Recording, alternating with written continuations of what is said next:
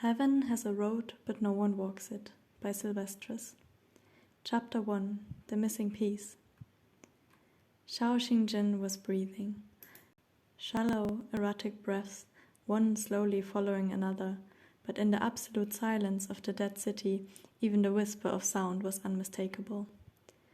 The scene seemed an inverted funeral, the white shrouded body surrounded by two dark-robed figures, and one in pure white, bearing witness as the dead eased its way back into the world of the living.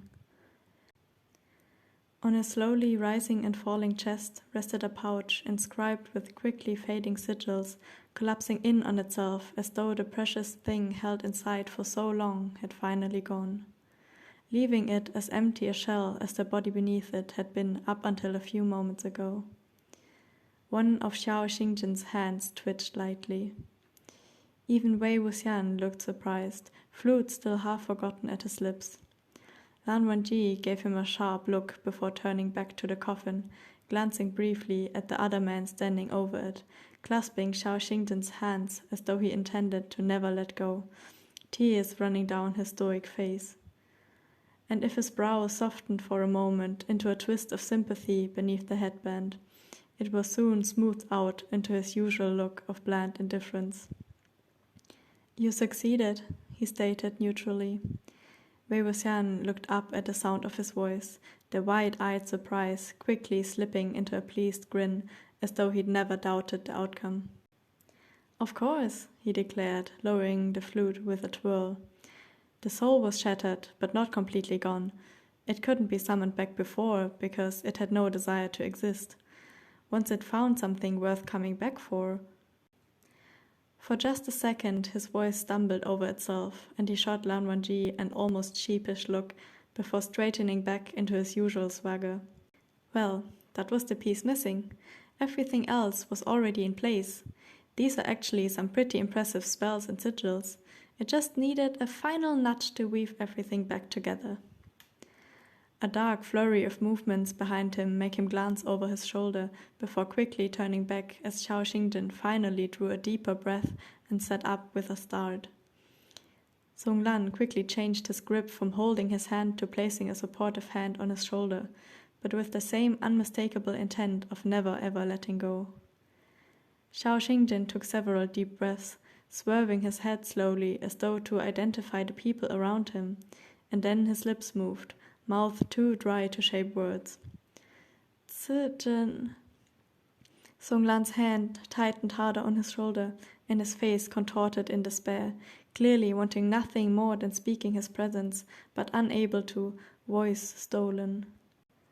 "I am here," his quivering grip seemed to say, conveying all the heartfelt words he couldn't speak. "I am here, beside you. I will never leave you again." "Xiao Xingjin Shishu, please don't be concerned," Wei Wuxian quickly interjected. "You may remember me, Wei Wuxian, Kangse Sanren's son. We met many years ago in Yueyang. Song Daozhang is here, right beside you, but he can't speak." Song Lan's grip was still steady, though his hand was shaking, and Xiao Xingjin slowly turned his head in his direction. "Zijin," he whispered again. "You're here? I remember..." A tremor passed through him, and for all that he was sitting up and breathing, he still looked dead, far too pale, far too brittle. The dark shape moved more insistently behind them, but no one paid it any heed. "Careful, your soul is still only loosely tethered, Xiao Xingjin Shishu," Wei Wuxian said, placing a hand on the man's other arm. "Please try to remain calm. You shouldn't overexert yourself." Song Lan raised his other hand to grasp both Xiao Xingjin's shoulders, mouth opening and closing once, helplessly, as though trying to convey all he wished to say through touch alone. He gave the other two a look both insistent and imploring, and they all stared at each other for a moment in hopeless frustration. Then he let go of the shoulder furthest away, giving the closest a comforting squeeze, and drew Fushe. Mindless of dulling the edge, he slashed at the ground, and Wei Wuxian looked at him in confusion for a moment, before realization dawned, and the dry, hard ground at their feet was scorched with written characters. "Allow me to speak for Song Daozhang," Wei Wuxian said. "He writes, I came to find you. I am here. We are both here. Everything is all right now. Xiao Xingjin drew a shaking breath and weakly reached up to close his hand over the one resting on his shoulder. Zijin, I dreamed. I thought He gasped for breath, the stale, dusty air rough in the newly resurrected lungs. I thought you were dead, that I had... A grating noise cut through the silence, and the three cultivators briefly turned away from Xiao Xingjin to look at its source with a hard glare. Xu Yang was struggling so fervently against the ropes that bound him that his feet were digging furrows into the hard ground, the look on his face something close to desperation, but his lips remained seamed firmly shut. Lan Wangji gave him a cool look before turning back to the others with the shortest of nods. I'm here, Sung Lan repeated, cutting the words onto the ground so they could be read out loud. You did nothing wrong. He tricked you. Xiao Xingjin went paler still, the faint flush that had begun tinting his skin alive fading into dead grey again. Xu Yang, Wei Wuxian clarified before Sung Lan could finish writing. Everything here was his machination. You are not at fault. Xu Yang, Xiao Xingjin repeated, voice brittle and unreadable. A few feet away, the man named twisted like a hooked worm, writhing and tugging so hard at the ropes that his stab wounds were torn back open, and blood, unable to escape his locked lips, started trickling from his nose, dribbling down his chin. He looked as though had he been able to open his mouth, he would have screamed. He has been dealt with, Lan Wangji stated coldly. He poses no threat now, don't be concerned. Another tremor passed through Xiao Xingjin's body, and for a moment he looked like he might just lie back down and allow the dark to reclaim him. Sung Lan's steadying hands on his shoulders held him upright, held him firmly in the light, in life. I was truly blind, he said, voice choked. I thought, but it was all a lie, all along. I was so blind. There was a mad sheen to Xu Yang's eyes behind them, bright and wet, and he tugged hard enough at the ropes that something cracked, the beam above him or his own wrist. His mouth and nose were spilling over with so much blood he was starting to choke, and with a final exasperated glare, Lan Wangji released the spell, keeping his mouth shut. Temporary silence was desirable, permanent less so. They had still been promised answers. Retching up blood, Xu Yang threw himself as far in their direction as the bonds would allow. Xiao Xingjin! He screamed out, the name sounding as though wrenched from some broken part deep inside. Instantly freezing, Xiao Xingjin slowly turned his head in his direction. His supportive hands clenched down hard enough to hurt. Sung Lan sent the bleeding man a look of purest hatred, stepping in front of the white-clad Dao Shi to shield him from the presence of something utterly distasteful. Xu Yang opened and closed his bloodied mouth a few times, as though he couldn't find any words to speak after that first outburst, but his fevered eyes never left the trembling man in the coffin. Xu Yang, Xiao Xingjin repeated soundlessly, but fell silent, as though he couldn't find any words to say either. He finally turned away, leaning his head heavily on Sung Lan's shoulder, just focusing on breathing. Wei Wuxian and Lan Wangji shared a quick glance. Are you all right?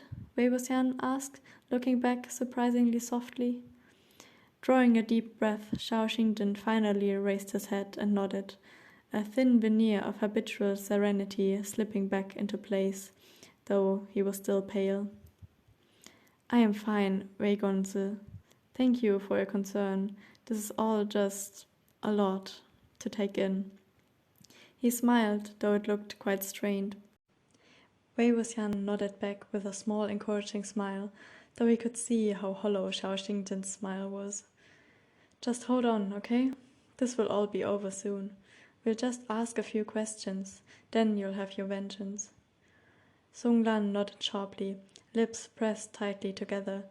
Xiao Xingjin said nothing, just looked away, as though he still felt uncomfortable in his own flesh, didn't want to be here, be part of any of it. His eyes glazed over.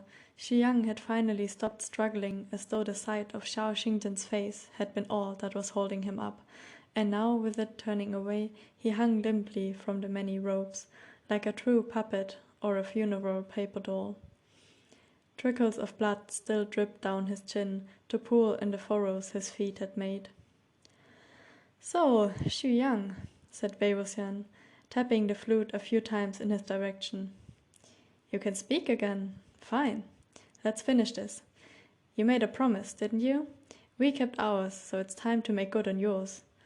Aren't there a number of answers you would like to give us?" Xu Yang just stared glassily straight through him at Xiao Xingden's back, as though he wasn't even there. He didn't speak. "Hey," Wei Wuxian frowned. "I helped complete your spell. You got to be here and see whether it worked. You promised names in return. Come on now, don't make this messier." Xu Yang's eyes never left Xiao Xingden for a moment, and though his bloodied lips stretched almost automatically into a twisted smile, his eyes just looked tired. "Jin Guangyao, of course, my talented friend, and Su Zongzhu, who left here with my Yin Tiger amulet so rudely." Wei Wuxian and Lan Wangji exchanged a quick look. Jin Guangyao being involved was more confirmation than revelation, but... "So, Su Zongzhu is the ghost-faced man?" Wei Wuxian said quietly. "That's why he fights like a Lan with influence of Jin." Lan Wangji nodded shortly, the line of his mouth tighter than usual. Angry. Wei Wuxian looked at him a moment longer, then turned back to Xu Yang. "And he, Jin Zongzhu, you said he was behind everything? All of it?" "Yes." "Do you have proof?" Lan Wangji's tone was even colder than usual. His eyes focusing just enough to narrow scornfully at him, Xu Yang gave a little bark of laughter. "Of the nefarious plans? Of course not. Lian Fangjun is not in the habit of leaving paper trails. My job is getting rid of loose ends, not preserving them." "So you really have nothing for us. I had hoped for a bit more," Wei Wuxian pouted, smacking his flute against his lower lip a few times in disappointment. "It looks like you really got the better deal out of this arrangement, didn't you? We did a lot more for you than you're giving us." Eyes wide and glassy again, Xu Yang's grin stretched wider, baring bloody teeth. "You're right, I can never repay this. Nothing could. But I didn't say I had nothing. Aren't you looking for poor Ti Fengzun's corpse?"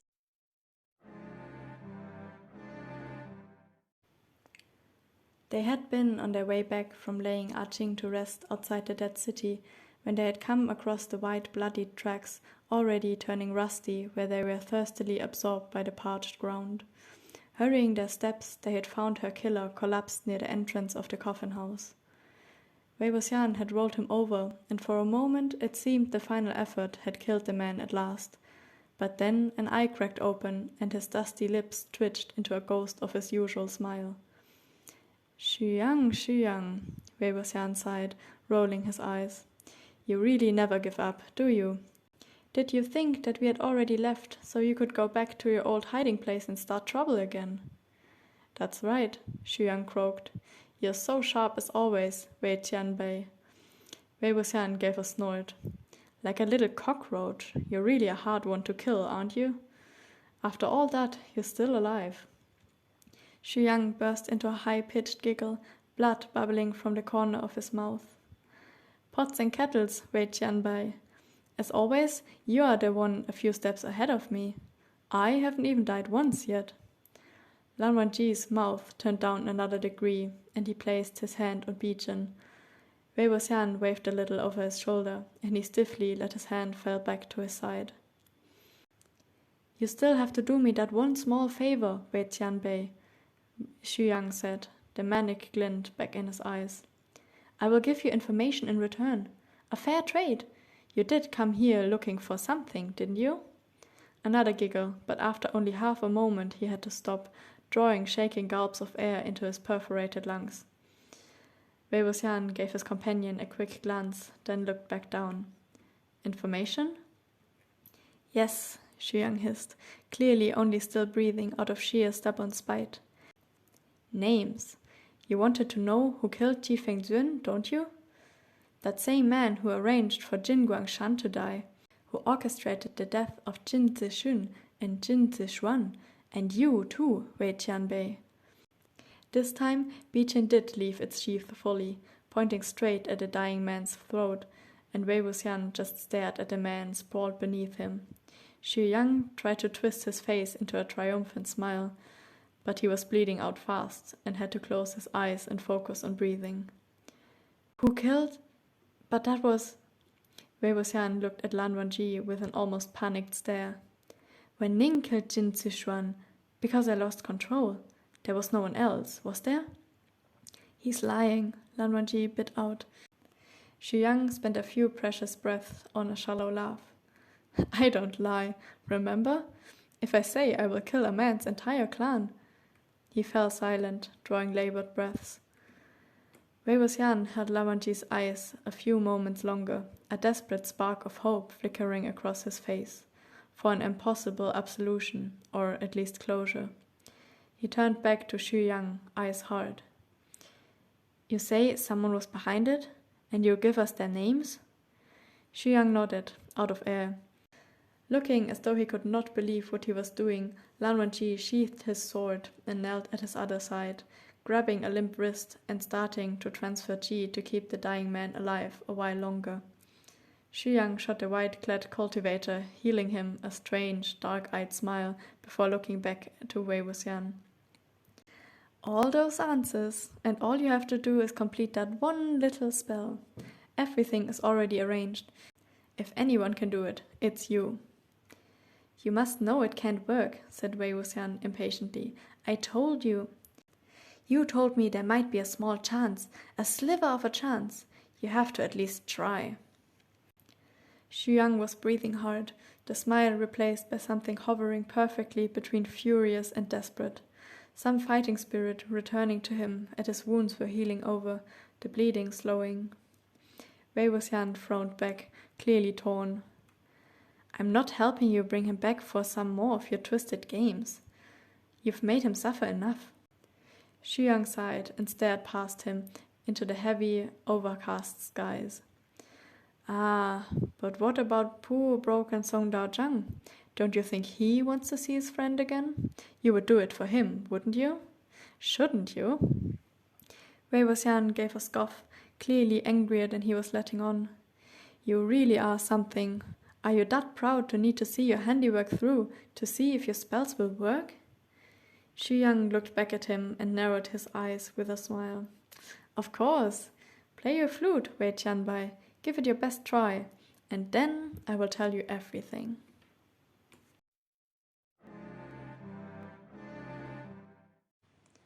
Nie Mingjue's corpse was every bit as well preserved as Xiao Xingjian's had been, with one rather glaring exception. His head! Even Wei Wuxian sounded somewhat appalled. Where's his head? Too breathless to laugh anymore, Xu Yang just grinned widely at him, hanging limp in the web of ropes. Lian Fangjuan kept it for a souvenir. You'll have to ask him. Did you do this? Wei Wuxian snarled, a proper feral yielding Lao Tzu snarl, rounding on him with his flute raised more threateningly than any sword. Yes, and no. It was a collaborative effort, like all true art.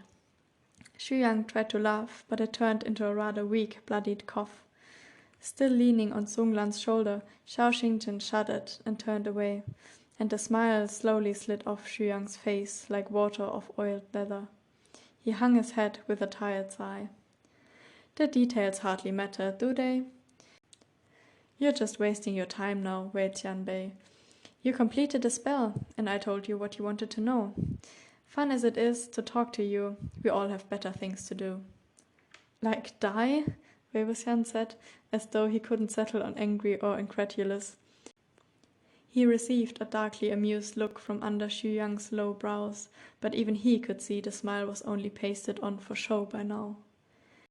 Yes, if you make poor Song Dao Zhang wait much longer for his revenge, he'll lose out to the crows. There was a point there, between the recovering Xiao Xingjin, what was left of Nie Mingjue, and the strung-up, bled-out Xue Yang. The latter could honestly be said to look the most dead. Wei Wuxian looked around at his companions and received a minute nod from Lan Wangji, and a fiercer, hungrier one from Song Lan, who clenched his head around Fu Xue's hilt until his knuckles shone white. Xiao Xingjin sat silent next to him, propped up on an empty casket, and only turned his head further away. With a half shrug, Wei Wuxian tucked his flute in his belt and stepped aside with a small flourish. "Very well then, he's all yours." "You want to aim better this time," Xu Yang croaked as Donglan approached, drawing Fu Xue again with a slow sound of screeching metal, clearly unable to keep quiet, even when every breath was a struggle. "The heart is higher, and to the left. One could think you haven't killed many people at all, Song Daozhang. So embarrassing." Face still, but eyes narrowed to slits, Songlan stopped and pointed Fu Xue at his neck. "Ah, good choice. We know a cutthroat works, don't we? Don't we?" His bloody teeth were bared, but Xu Yang's eyes were glassy again as Songlan drew his arm back, and he looked past him to where his gaze had kept returning since they first returned to the coffin house, over and over to the figure in white. "Xiao Xingjin," he called out, voice strangely soft. "You won't forget about me, will you?" His eyes never wavered or closed as Fu Xue whistled through the air, nor when it stopped, quivering, just barely breaking the skin of his throat, halted by 3 simple words. "Zijin, wait, please." Blooper. Dao Zu Shi by Mo Xiangcheng Xue. And Su Zongzhu, Su Zongzhu, Su Zongzhu, Zongzhu, Zongzhu. And Su Zongzhu, Zongzhu. Wei Wuxian, Wei Wuxian, Wei Wuxian and Wei Wuxian. Wei Wuxian and Lan Wangji exchanged a quick look, Jin Guangyao being involved. Wei Wuxian. So Su Zongzhu, Su Zongzhu.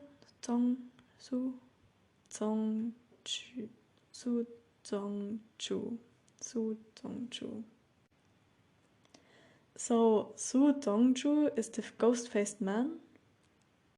And he, Jin Zongzhu, Zongzhu. And he, Jin Zongzhu, Jin Zixun,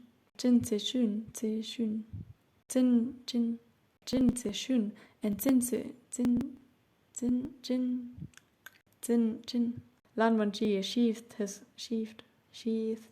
sheathed